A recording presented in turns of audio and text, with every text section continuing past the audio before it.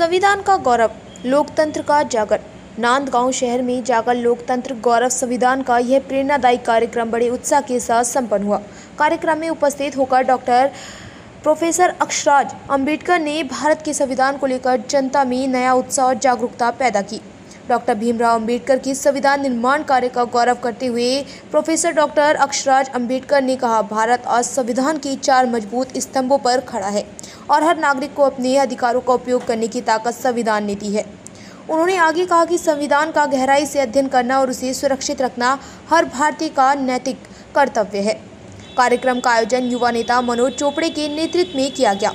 इस अवसर पर डॉक्टर अक्षराज अंबेडकर का पुष्पगुच्छ देकर स्वागत किया गया। इस मौके पर नासिक के पूर्व महापौर अशोक दिवी, पूर्व नगर अध्यक्ष अरुण पाटिल, राजेश कवटे, मराठा विद्या प्रसारक समाज संस्था के संचालक अमित बोरसे, भाजपा महाराष्ट्र व्यापारी संघ के अध्यक्ष दत्तराज छाजेड़ और कृषि उत्पन्न बाजार समिति के सभापति दर्शन आहिर जैसे मान्यवर उपस्थित रहे।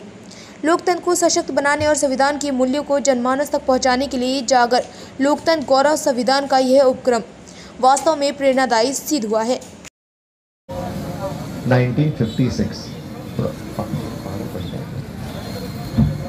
पटतं तुम्हाला काय झालं असेल अजून मला तो हातात ठेवण्याची मला आपल्याला आज कळणार नाही।